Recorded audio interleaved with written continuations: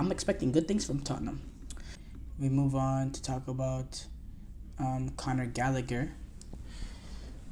Interesting situation going on there now. Conor Gallagher, he's set to fly, or he has flown back to London after this deal has essentially, the deal is in danger technically, but let's be honest, with them flying back to London, it seems like this deal has fallen apart completely. Um, and it's very, very concerning for Gallagher. Obviously this is a move that he wants, and yeah, Atletico Madrid. There's a lot to discuss. There's a lot to discuss here. Atletico Madrid side, Chelsea side, Conor Gallagher, how he will be feeling. First of all, we'll go to Conor Gallagher's. This has to be very, very frustrating and very depressing sort of time period for him, and the fact that he's right now he's at a club, technically by contract he's at a club that does not want him. They've made it very, very clear. They look at him more as an asset rather than a player for the club, and they look at him as some sort of investment. So and they've made it very, very clear that he's on the outs, wasn't involved. He wasn't involved in preseason at all. They don't want him near the team. They've made it very, very clear. They look at him and they look at Trevor Chalobah, players like that came up the youth ranks at just pure profit, and the fact that they cost no money to bring in because of the fact that they came up the transfer window. So they get this deal done. They negotiate this deal with Atletico Madrid, but it happens to be contingent on a deal of Atletico Madrid trying to sign, or Atletico Madrid being able to sell Somo Omorodion to Chelsea on a $34.5 million pound deal. But that deal actually collapsed in the 11th hour because of contractual. Well, there's multiple sources saying something different. The source that I'm reading right now is saying contractual issues, which is strange. Because why is the move? Why you've already made the move happen? Why is it afterwards that you're arguing it was contract issues? That's just weird.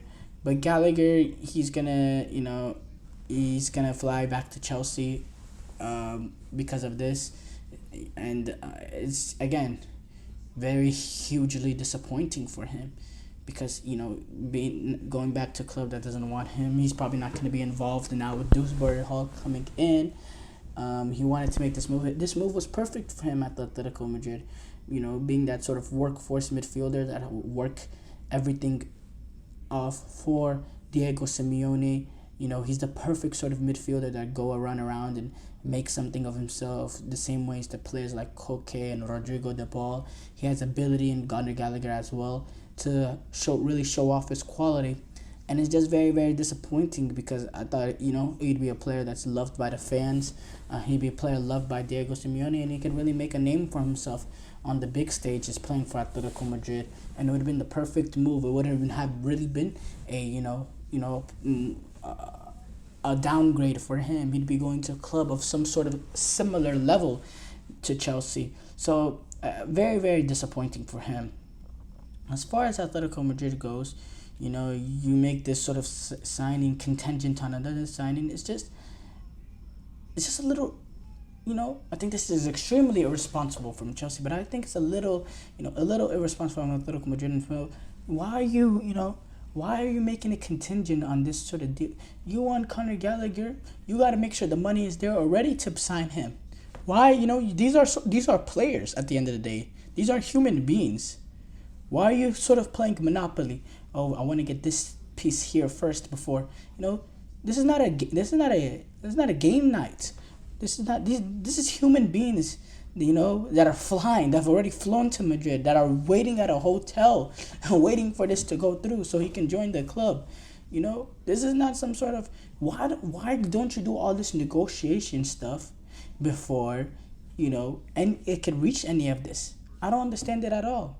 As far as Chelsea, the biggest mess of all, you know, let me get this straight also. Another thing with Chelsea was the Pedro Neto signing, spending 60 million euros on him. Was that contingent of you selling Conor Gallagher that you haven't been able to do now anymore? You know, there must be some sort of correlation immediately after, Conor Gallagher has the term has been agreed with Atletico Madrid. Immediately after, when we all knew that Gallagher is going to become an Atletico Madrid player at that time, you signed Pedro Neto. You cannot tell me those two things aren't interlinked. For me, that's the big sign. I don't know this for sure. I'm not some sort of big time journalist that has, sources within the Chelsea camp. But I have to believe, just based on the timing of how everything went down, the Pedro Neto deal was contingent on the Conor Gallagher deal going to Atletico Madrid. And if that's the case, Chelsea are going to find themselves on a huge mess. Huge mess. And it's quite sad. It really is quite sad. Because this is not the way a top football club behaves itself. It's not. Now, Pedro Neto, he's a Chelsea player. Chelsea have signed him. He's been announced at the club. So it's not something that they can take back or anything. But it can put them in a dangerous position in terms of their financial, financial fair play, the PFP or whatever, the financing governing body. If you're making that Pedro Neto signing contingent of this Conor Gallagher deal, you have to make sure, this Conor Gallagher deal goes through. And if there's any sort of crack in there that you needed to fix it before you make that sort of signing. Now, you're moving for, the deal collapsed with Samuel Omorodian, which is interesting.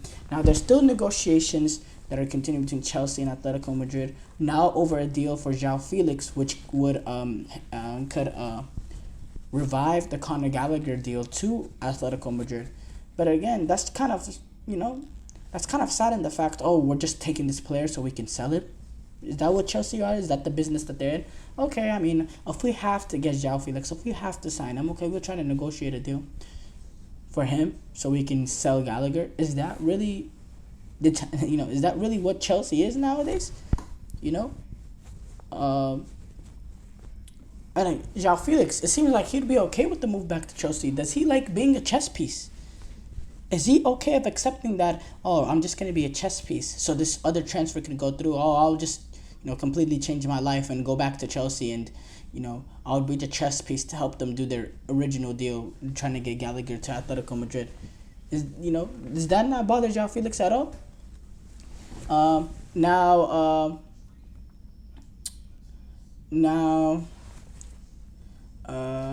It's gonna be a different deal because it seemed that I don't think Atletico will, sell João Felix for the same sort of fee that it costs to get Samuel Omorodian.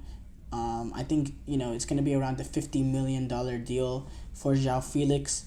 Because I think overall he's more proven than Samuel. It's not even close. He's more proven than Samuel Omorodian. And he's shown that he does have quality. He does have natural quality. He's good in tight spaces. He's good with time and spaces compressed. He's a good player. He's overall very high quality. It's just there's not the goals in him. There's not the goals in him. And there was a reason why he was not retained at Chelsea. They believed the player like not Nicholas Jackson, a player like Christian Nkunku will give us a little bit different than João Felix. Maybe he doesn't have the pure footballing tight space ability of João Felix. He's not as fluid as João Felix, but he'll get the job done. He has good technical ability, and he's a goal scorer as well. So that's going to be interesting for Chelsea. Interesting for Chelsea. And it's really heartbreaking for Gallagher. It's really unfair for him. He's having to be, he was in a hotel for a long period. He was having to train alone in Madrid. Now he's going to go back to Chelsea. I doubt he's going to be involved in the first team. He's probably going to be training with the youth at least until it's confirmed that he won't be leaving. Then once he was confirmed that he's not going to be leaving, he's going to get put in the first team back, hopefully. And it's, it's clearly a player that the board doesn't fancy, so I doubt Enzo Maresca, because I believe Enzo Maresca is going to be a puppet for Chelsea over the next few years. I don't think that, I don't think he is a player that he's going to fancy. He's brought in his player. He's brought in his guy, Dewsbury Hall, that does very much the similar things that Conor Gallagher would provide for you in that midfield role, which is interesting. I don't understand. Also, another thing is, I don't understand how Conor Gallagher, you look at Conor Gallagher as a valuable piece in the fact that he costs no money to bring in, but you're spending that exact same amount of money, maybe a little bit less, give or take, but not a drastic amount, for Dewsbury Hall. So I don't understand that. It makes no sense to me. Like, I don't understand how these sort of young players that you're bringing up, they're looked at as pure profit in the fact that you're selling them because when you sell them, it's pure profit because it didn't cost any money to bring them in. But at the same time, you're bringing in guys to replace them, like a Dewsbury Hall, or in the case for Shalaba, who's going to be sold, you brought in Disasi or whatever, Badiashil or whatever that you looked at, whichever center back that they brought in, you look at as a replacement. You brought in a player that's gonna, that's gonna cost the amount of money that it costs to sell these sort of players. So I don't understand that how these players are looked at as pure profit. Yes, technically they are pure profit, but you're having to bring in players to replace them that cost the same amount of money that you get from them selling them. So maybe that for me it's confusing. Maybe I'm just not a good businessman or whatever. I don't understand it. But for me, I don't understand that how these players are looked at as pure profit. The fact that you're having to replace them with players that cost the exact same amount of money. But okay, I don't know. Maybe someone in the comments or someone out there who watches this video can contact me personally and let me know. But me, I don't understand. I don't understand what Chelsea have been doing. You can go to Conor now with the Cole Palmer. You're extending him 2 more years, a 9-year deal. What? Like, what kind of club runs the football operations like this? It's absolutely embarrassing. And I'm miserable being a Chelsea fan.